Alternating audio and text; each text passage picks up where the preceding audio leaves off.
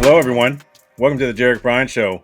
My name is Jarek, and guys, the special guests, we got Captain Rob from Lava Protocol. And Captain Rob, how you doing, buddy? Doing great. Thanks for having us on.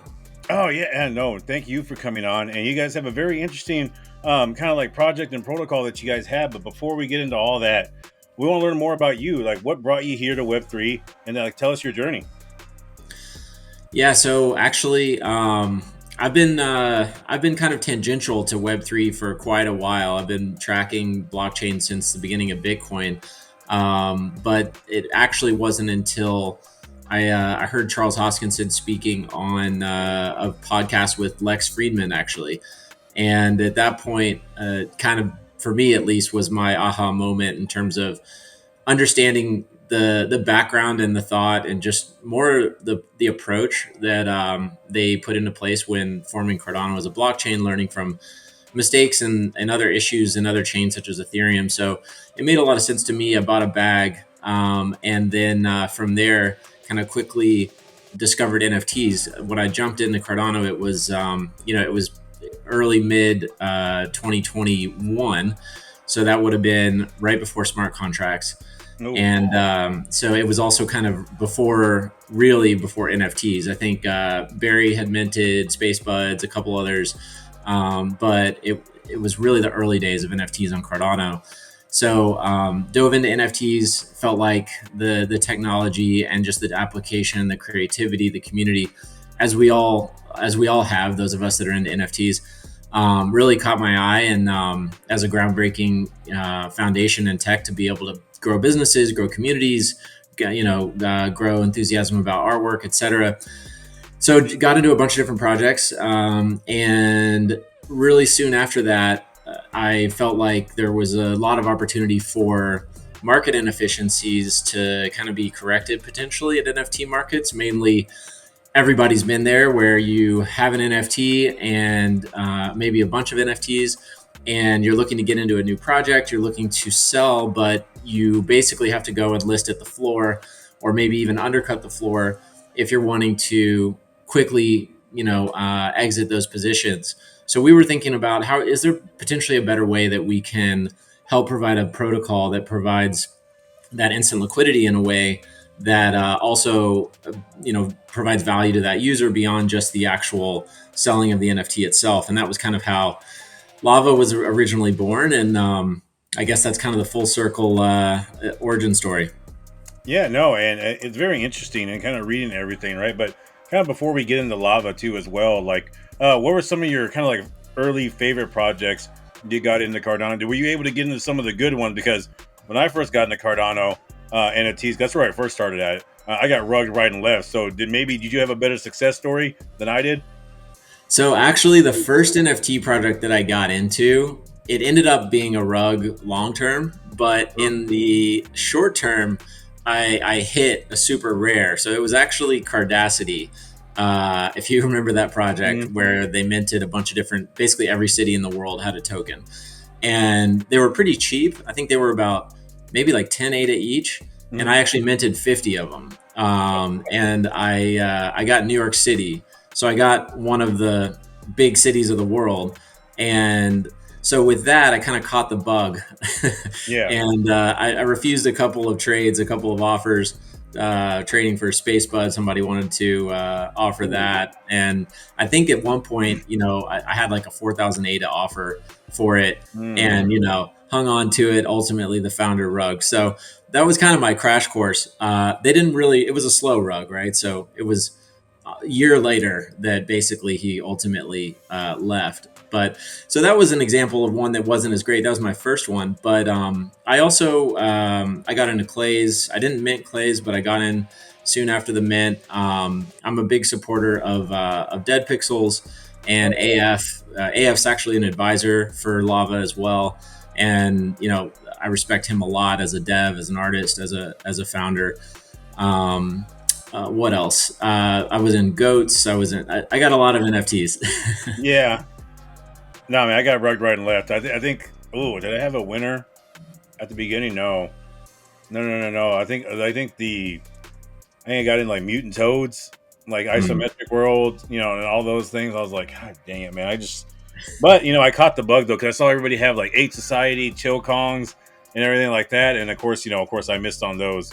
Like go figure. But kind of getting into the protocol. Can you tell us exactly like what Lava Protocol is and what you guys aim to accomplish? Yeah, so Lava Protocol is it's designed as a protocol that will allow for anybody that holds an NFT that's whitelisted on our application to be able to instantly sell that for our utility token, which we're calling Lava.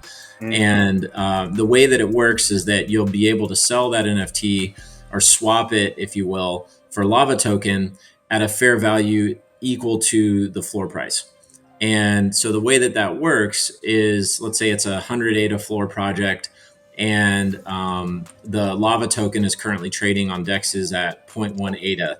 In that instance, you would take the 100 divided by the 0.1, you would get 1,000 Lava for that NFT in that example. So it's a way for us to, at the time of swapping that NFT in the form of our utility token Lava, giving you a fair floor price swap for that NFT.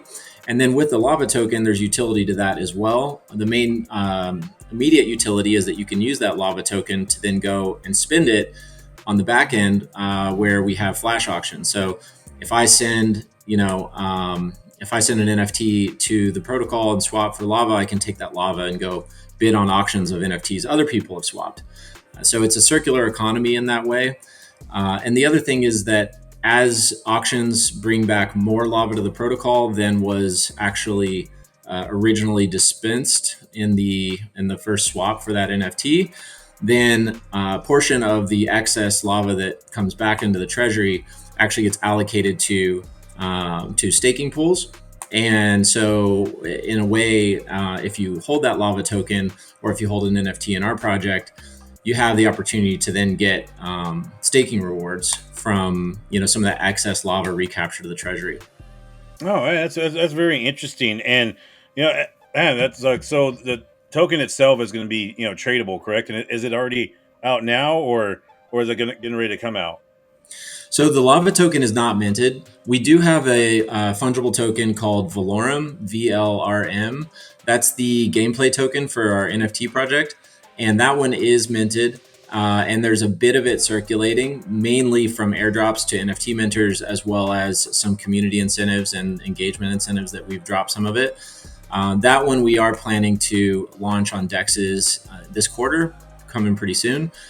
There's a lot of separate utility to that as well. But the Lava token itself, we're going to do liquidity pool launches for that around the same time that the protocol itself launches.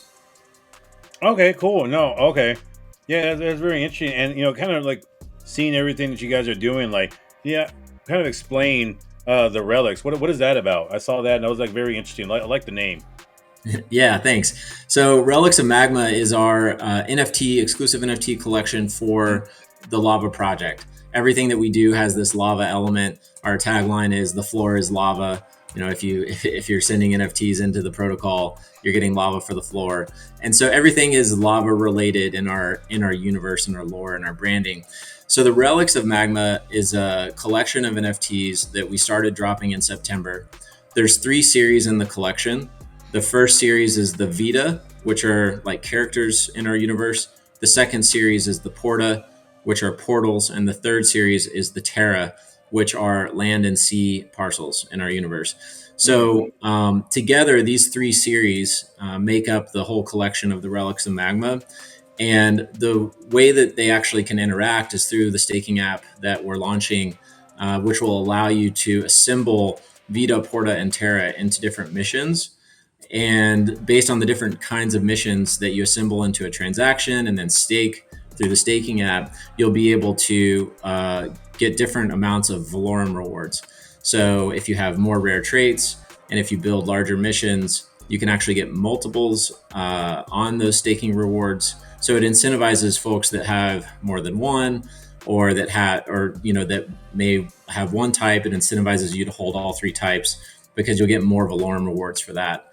And the way that you get those Valorum tokens, about basically 80% of the total tokenomics for that is coming through staking, and the remaining 5% outside of that is for community incentives, 10% for the liquidity bootstrapping, and only 5% for the team. So the Valorum token is very much tied to as a reward for holding and staking relics. But then that token is also very instrumental to the rest of the roadmap, in terms of getting first access to the Lava token, in terms of being able to spend Valorum through the protocol to also buy NFTs at auction on Lava, as well as a bunch of other access and exclusivity elements to that. It seems like this is all going to kind of tie in together, and you're talking about like Metaverse land and everything like that too as well. Is that going to be kind of like leading up to like a game or anything like that, or hey, can you kind of give me some more clarification on that? Yeah, so we have built in a pretty cool, very detailed level uh, of interaction, if you will, or of metadata dependencies between the different series in the NFT project.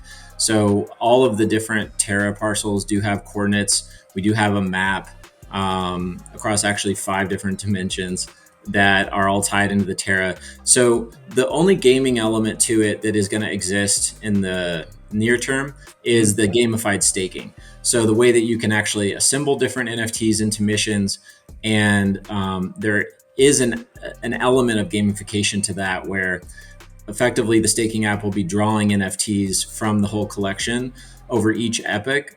And then based on the NFTs drawn from the collection, if you have a one-on-one match with the NFT drawn, or if you have metadata matches, that's how you'll be able to get these different Valorum rewards each epoch.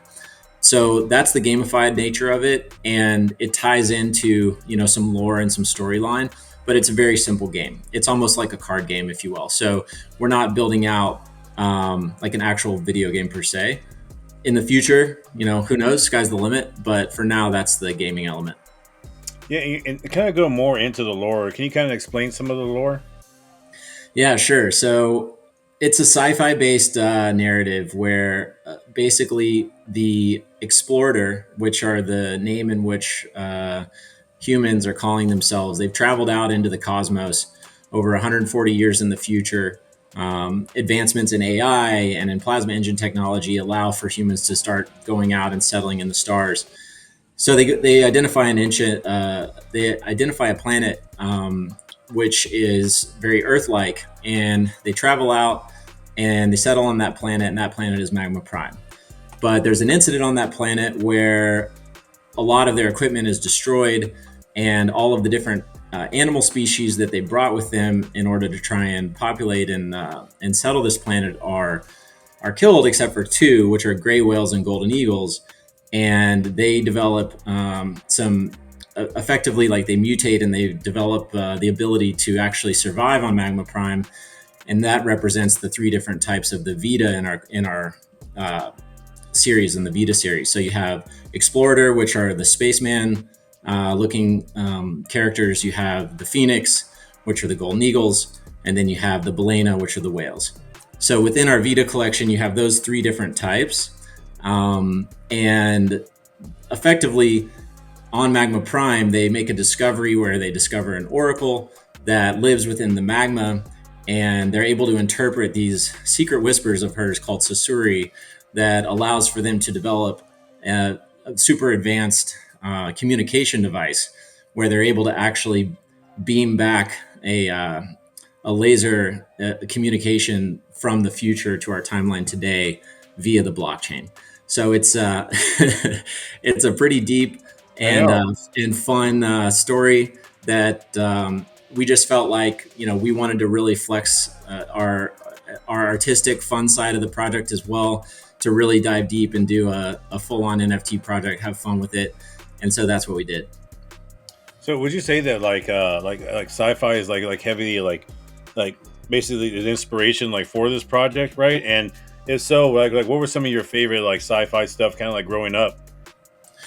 Yeah, I'm a big sci-fi fan. I'm also a big space exploration fan. Yeah. In terms of modern day and just exploring what's possible there. I feel like all of that aligns really well with blockchain technology because it is kind of a new frontier in terms of what's possible.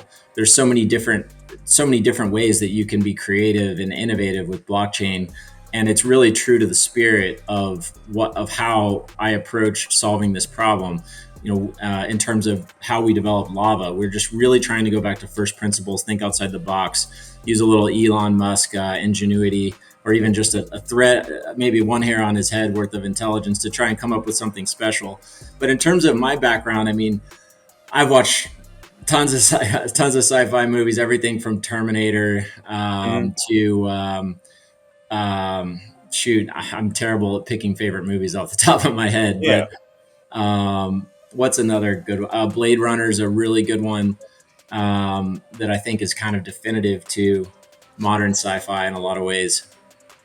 So as I take it from all of this, right? You guys like have a really thought out kind of like roadmap and everything like that, and of course you love the space exploration and everything like that. So to me, it leads me to believe that you, Captain Rob, believe aliens exist? I would be really surprised if they don't.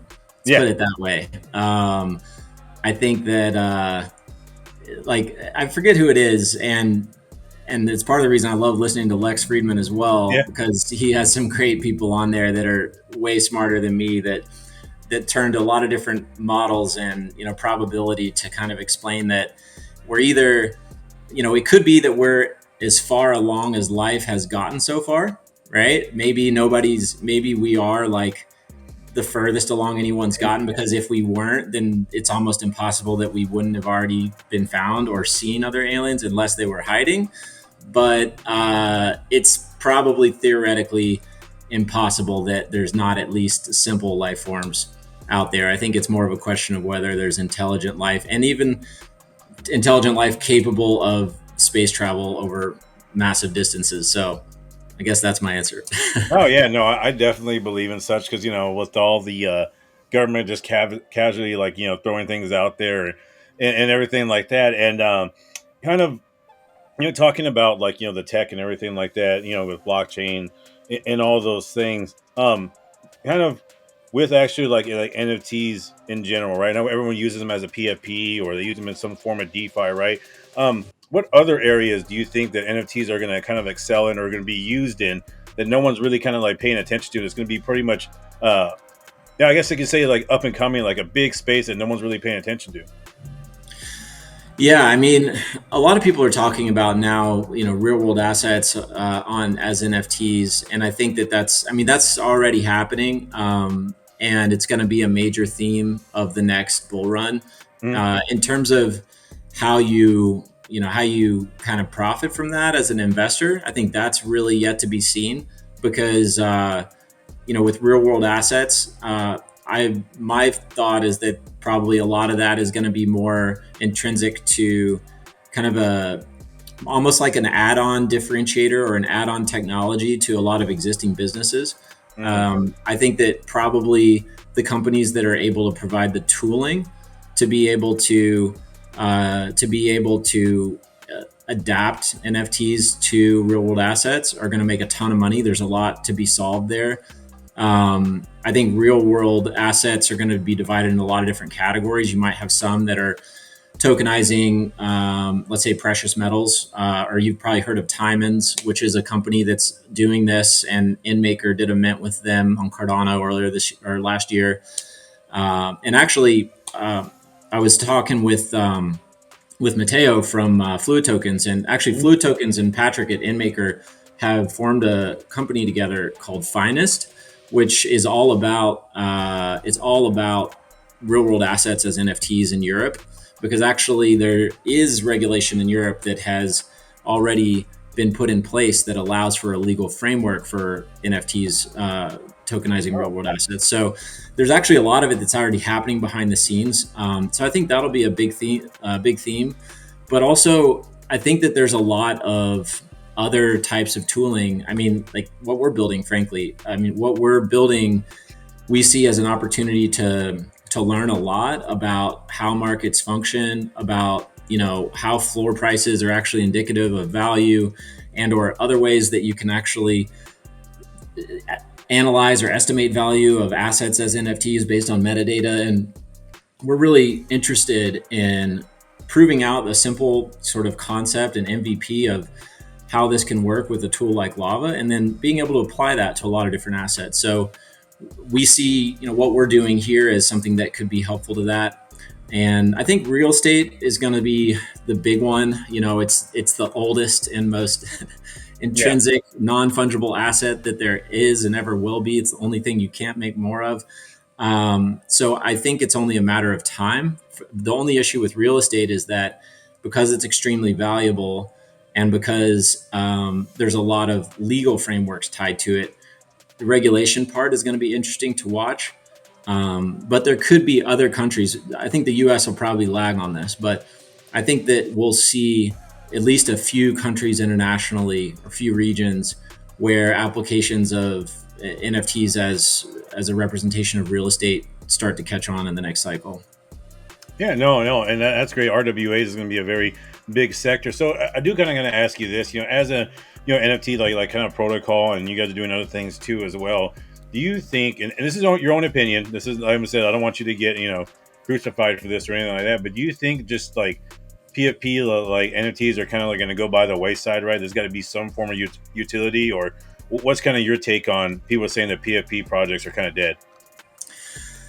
I'm asking a lot of the same questions in a series that we're doing called the Future of NFTs, and frankly, I think that I think it's going to be a spectrum. I don't think there's an easy, one way answer. I think that there is value in the intellectual property and the community and the artwork on a lot of projects, especially higher value projects where people really do flex the NFT as a representation of their identity or their or what tribe they belong to in crypto. And I do think that will continue to persist in Web3. But the interesting thing about about PFPs is like you only have one PFP, right? So in order for PFPs to have this crazy amount of volume, you need to have crazy amount of value appreciation and volume. You need to have more people that want the NFT as a PFP than PFP NFTs exist. Mm-hmm. Right? If you think about it, right? If you're really using it as your PFP, because otherwise, if you're not using it as your PFP, you're stacking them in the hopes you're speculating that other people are going to want to buy that to be their PFP, if that's the main utility. And right now, I think on Cardano, I don't have it in front of me, but there's millions and millions of NFTs that have been minted, and there's probably 20,000 like really active Cardano degens at any given moment. So right now we have more NFTs than we have people that want them as PFPs. I think in the next cycle, it'll really depend on which blockchain is able to onboard more folks to the culture of Web3. Because you're going to have a lot of people that use blockchain, that invest in blockchain in the next cycle. But how many of those people are actually going to set up self-custodial wallets and actually go and do DeFi, right? That's not going to be everybody that buys Bitcoin, right? It's probably going to be a fraction of those folks. But as that grows, I do think that PFPs that have some vintage to them will become more valuable, and it's actually pretty central to our thesis that over time, legitimate NFT projects that do have founding teams that are driving them forward will appreciate on average. A diversified basket of those assets will appreciate on average. One of the things that our project does automatically as a way to kind of cycle through NFTs is we actually don't hold NFTs to the moon. The way the protocol is designed is that if the price goes up, they enter an auction, they clear, they sell. And so a big part of it is kind of cycling through our inventory on the way up. And then, on the way down, we as a protocol may end up holding a bag of NFTs, but we also are looking at, ways in which we can monetize those assets by renting them, by lending against them, things like that as well. So I don't, that wasn't part of your question, but I kind of I like hearing it. No, definitely. Yeah.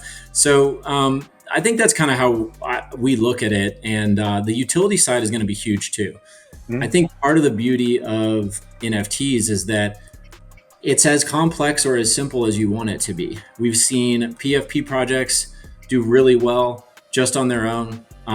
We've seen some of those projects do well and then take those funds and do interesting things with them. Like Ape Society, they had a great PFP project, and they applied themselves as founding team members and as community members, and they've created a pretty robust tech stack out of that, which it also has gaming. Like that's an example of a little bit of everything.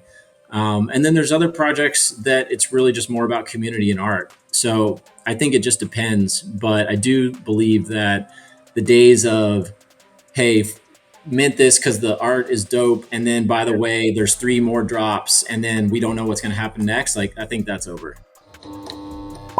Yeah, no, and I 100% agree with that. And as we're kind of talking about like on onboarding, like like Web 2 users and everything like that, and making things kind of easier.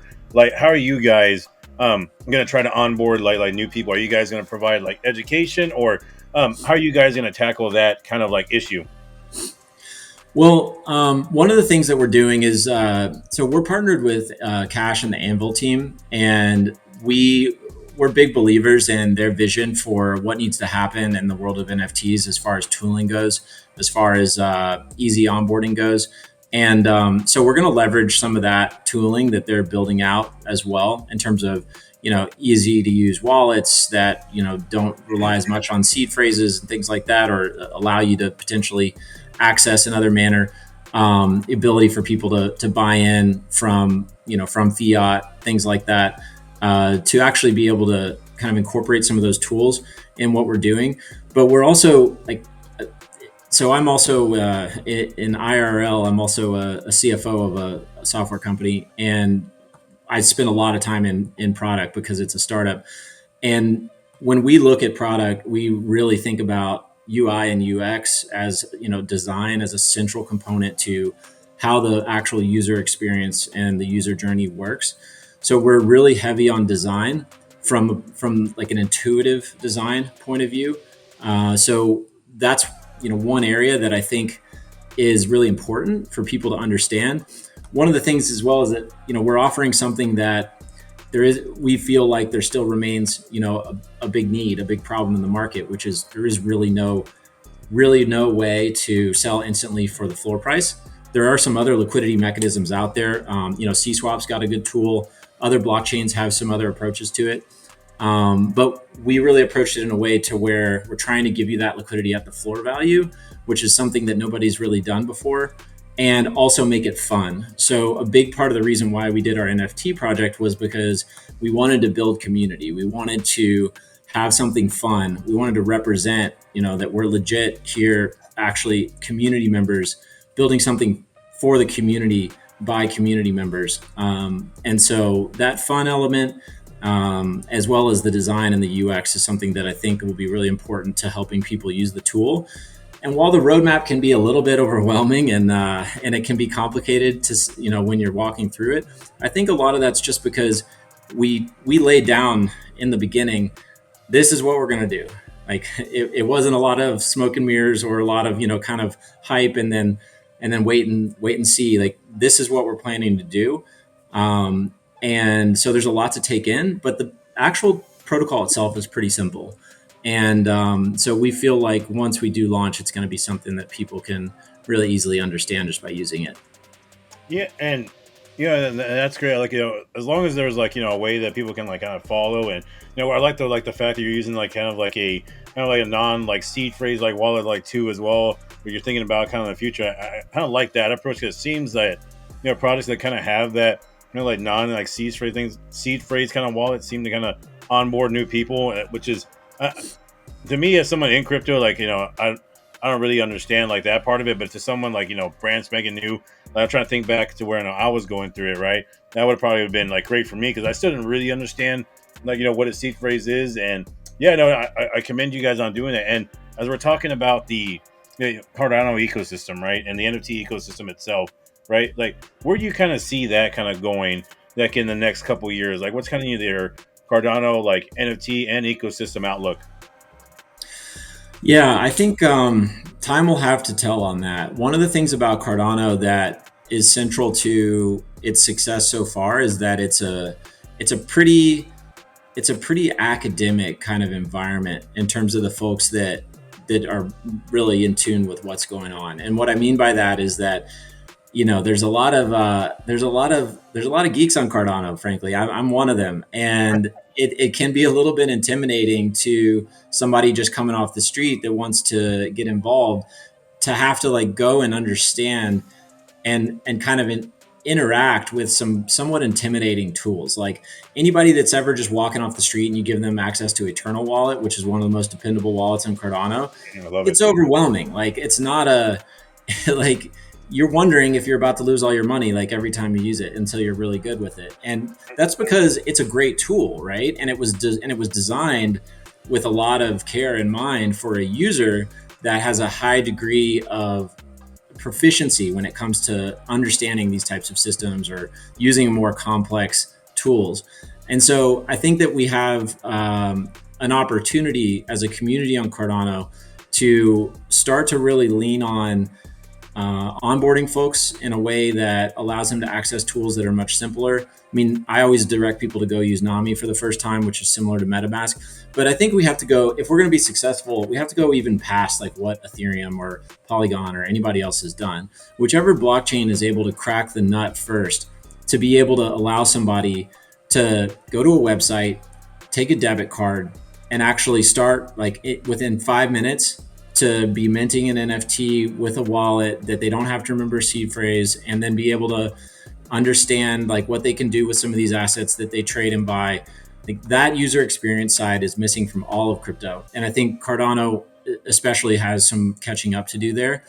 But it's also, I think, going to be one of the things that I do commend, who is it? I'm forgetting the name now, but it's a Charles Hoskinson related entity. They're focusing a lot on gaming as a way to onboard people into Cardano.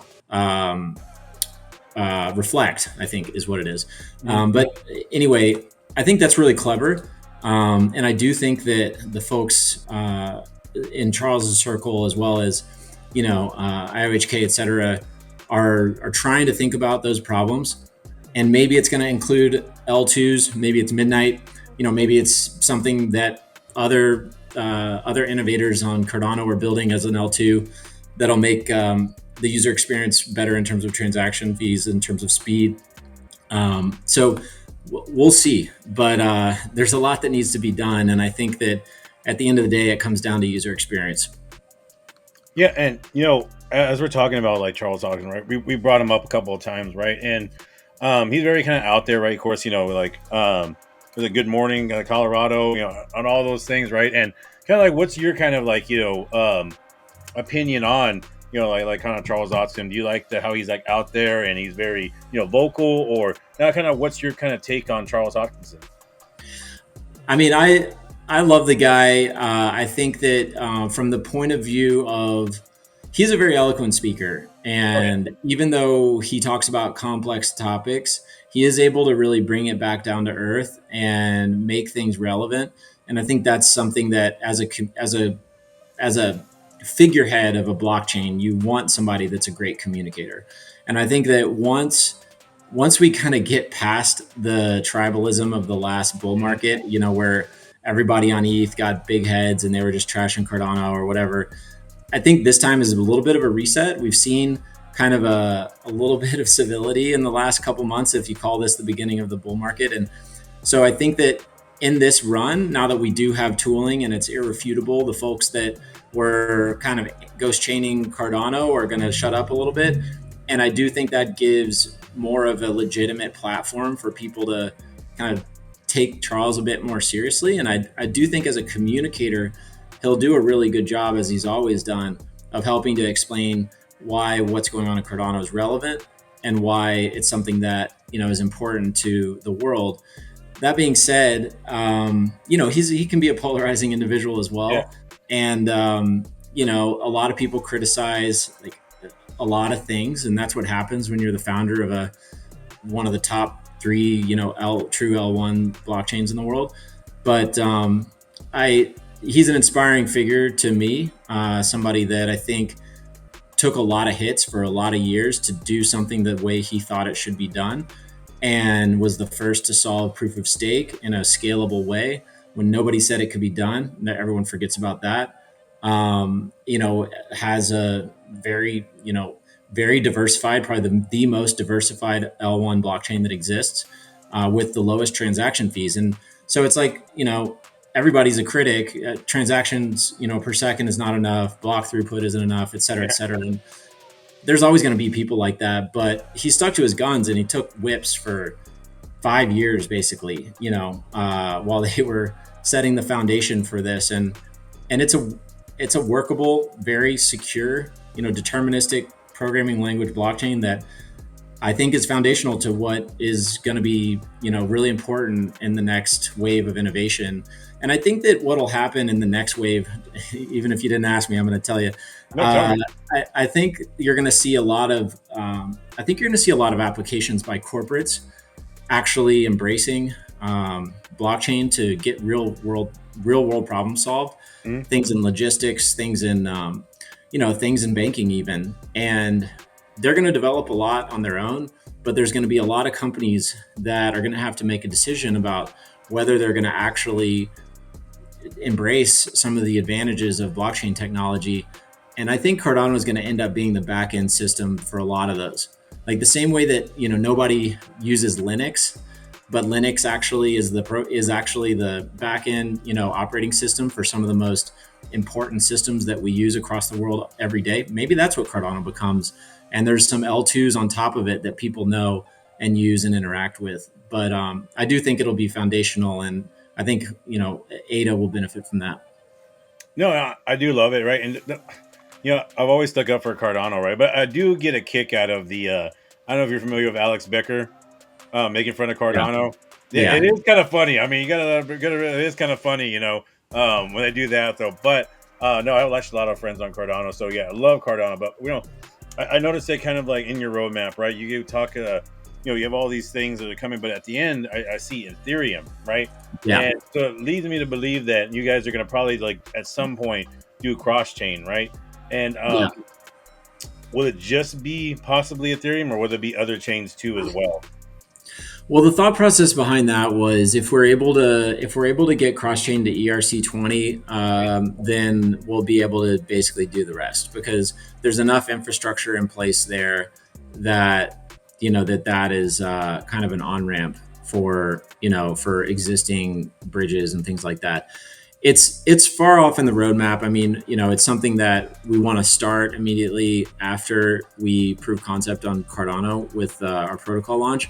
But we also on our team, we've got a lot of ETH folks. I'm kind of I'm the main founder and I'm the Cardano nut. So we're doing Cardano first, but definitely have, on the team some successful guys from ETH. And so we're looking at ETH, we're looking at Polygon, we're looking at everything. And I think that it'll just depend on what makes the most sense once we've launched here. And so there's a lot of work to be done on that, but it's there because we want people to know that we're building this as a utility for NFTs everywhere. It's not just meant to be Cardano, and we're working towards that. No, I definitely like that. I like the fact that you guys are even thinking about like kind of cross chain and kind of going back to the NFTs, like the relics and everything like that. Like those are going to have to be, from what I understand, kind of be like sacrificed to kind of get to the kind of like the I guess you could say ICO launch of Lava, or you kind of like walk through me that again. Yeah, so we're calling it the ISO, the initial sacrificial offering, and we might change that because everyone thinks it's an ISPO or just another name for an ISPO, which is more of a stake pool offering, which it is not. So this is this is something we're really proud of, and we're excited to try. It's never really been done as far as I'm aware, but I've gotten in trouble for saying things haven't been done that I wasn't aware of. So I'm not going to say it hasn't, but I'm unaware of it. The way that we're doing this is that if you hold a relic, at least one, which is our NFT collection, then you'll be eligible to participate in this Lava token issuance event, where we are allowing you to basically use that relic token as like your whitelist, basically. Mm-hmm. You can sacrifice that if you want at the event, but what we're also going to be allowing is for folks to sacrifice any NFT from a long list of NFTs in Cardano at that event. So the way that it works is that as it's designed now, for each relic that you have, you'll be required to send 2 NFTs from Cardano for a specific allocation of Lava token. And that's the same allocation that everybody gets. We haven't announced exactly how much each bundle is, but let's just say, for the sake of argument, it's 1,000 Lava. So the way that it would work is that I have my relic, and then I can basically, in advance of that event, I'll be able to see which NFT projects are eligible. And if I hold some of those NFTs, I can send 2 of those for that amount of Lava, or I could actually go out and buy some from projects that are on that list. And we're planning to whitelist almost every project in the top 300 on Cardano. But we're going to go through and we're going to actually look at, okay, and the community is going to help us do this, but we're going to look at, okay, is the founding team still in place? What's the current volume? What's the roadmap look like? Like, is it legit? Are they still working? Is it a project that's not just a rug waiting for liquidity to, everyone to dump the token? So X rugs, we're going to allow all those projects to participate, and for folks that hold those NFTs to participate. So depending on how many relics you have, as well as how much of the Valorum token you have, you're basically going to have a status, and it goes from diamond all the way down to magma. And based on how much of the Valorum and NFTs you hold, you'll be able to go first or you'll be able to go later. And so there's these waves of this event. So if I'm in the first wave, I'll be able to send NFTs from whatever project on that list I want. And I'll probably choose ones with a lower floor price, because why not, right? Sure. I'm not going to give away more ADA value in NFTs if I don't have to. You don't have to, but you have that option to choose. So what it does is that, let's say I'm in the first wave and I choose 2 NFTs with a 30 ADA floor, then that's 60 ADA worth of NFTs that I'm getting 1,000 Lava for. Now, it goes all the way through down to the magma, and then from there it goes to people that are just holding relics, and then from there it goes open to the public. And basically we keep going until nobody wants to send NFTs anymore. So the market will decide how many NFTs we get and how much they're worth and how much Lava is sent out. And so what it does, in a way, it kind of creates a proxy for price discovery for the token, because you can say, if you want to take at least what the floor value of all those NFTs sent, divided in the amount of Lava that's actually dispersed, that's kind of what we think with our methodology at Lava, that the floor is a fair value of the NFT price. That's kind of a price for Lava that we'll have at that point. And then from there, that's when we're actually going to do our DEX liquidity pool. And it'll give people a little bit of an idea. It's like, well, all these people sent all these NFTs for Lava, and this is kind of where the price ended up. So, maybe in this liquidity pool, that's the price I'm going to expect, or the price I want to pay into. Yeah, I know this is definitely like well kind of thought out. But do you guys have are you guys active like in spaces, or you guys are gonna have a lot of spaces leading up to, or it's gonna kind of break all this kind of down, or maybe it's in Discord events, or are you guys, is there any plans to have any of those? Yeah, we're actually doing a lot of spaces. We did Clay's After Dark last week. We did a space yesterday with Riskcoin ADA. So we're doing a lot of spaces, and we'll continue to do more. It's the best way to kind of talk about these things. We also have our mint for our second series, the Porta, which is currently live. And we actually have some promotions about that. By the time this airs, I'm not sure if they'll still be early enough in the mint to take advantage. But so we have a couple steps before that ISO event that are going to happen in the roadmap. The first is, we have our mint open now for the Porta series. We're also going to open our mint for the Terra series, whether the Porta sells out or not, at the same time that we launch our staking app, because at that point, when we launch the staking app, you'll be able to start accumulating rewards. So anybody that's minted can do that. And actually, it incentivizes, again, the people that have minted so far, because the way that the staking app works is that each epoch, there's a specific amount of that Valorum that gets distributed. So if you're early, you're not only going to be one of fewer people that have NFTs staking, but you're also going to have a much higher likelihood of matching them with the champion set. So there's a lot of incentive to be early. So all of that is going to happen first. We're going to do our Valorum liquidity pool event, and then comes the ISO. But the ISO is going to also be tied to the beta launch of the protocol itself. So the goal is to do that early in Q2, but we'll have to kind of give some updates based on where dev is at that time. We're going for Catalyst funding as well. So we took our protocol, we broke it apart into 3 different individual tools, and we did 3 different applications in Catalyst. So if we get funded on all 3, then that'll rapidly kind of accelerate some of the dev timelines. If we don't get funded, we'll continue to fund it internally and from the NFT mint. So some of that will have a little bit of an impact on our timelines, but that's kind of what's coming first before that ISO. No, that's definitely interesting. And you said Q2, right? As of right now, that's going to take place, correct? Yeah, that's our goal. And we're, like I said, we're a community funded, community driven project. So we don't have VC backing, and we put a lot of our sweat equity and personal funds into this. So it's our timelines are somewhat dependent on our funding status, but we're charging ahead. No, I love that, and kind of what I want to ask you too, Rob. You said a lot of things, right? And you guys got a lot of things like going on too as well. But in a perfect world, right? By the end of the year, right on December 31st, like 2024, where would you like the project to be? So I fully anticipate that by the end of this year, we're going to have launched. We're going to be finished with our roadmap with everything except for the Ethereum launch, which is TBC. But we will have the protocol launch. We'll have folks using it, being able to sacrifice NFTs for lava, being able to have a lot of fun with the auctions, being able to use lava, use Valorum to actually purchase NFTs through our protocol.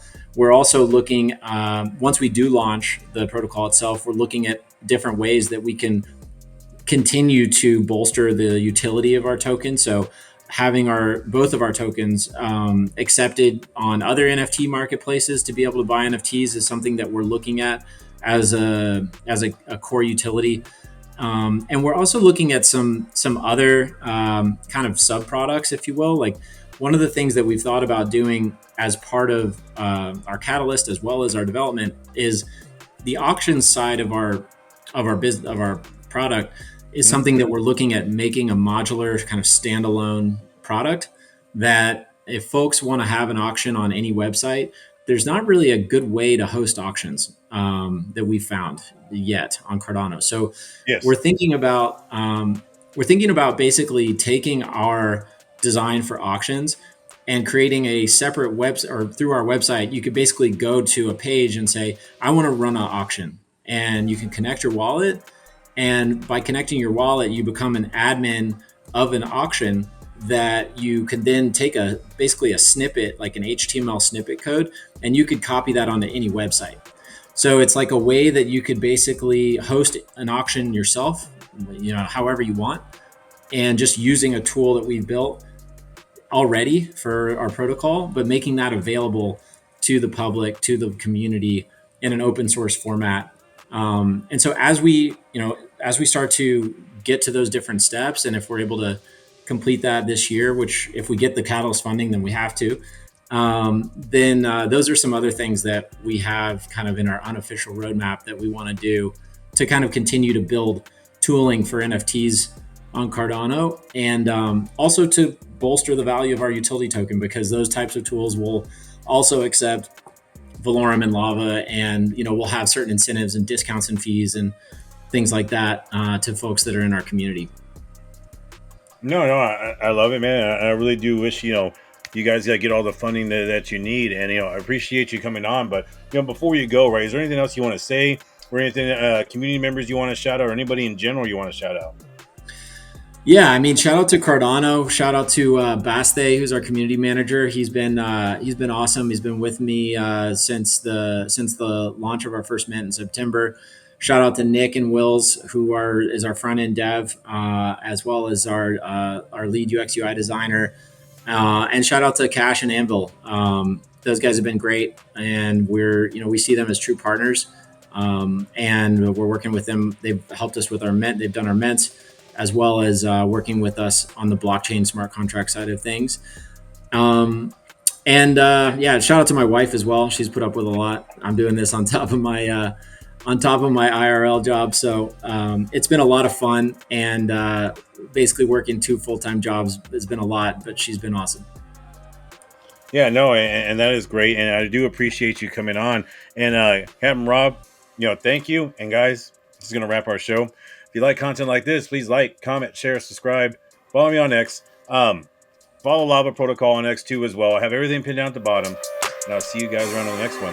Take care.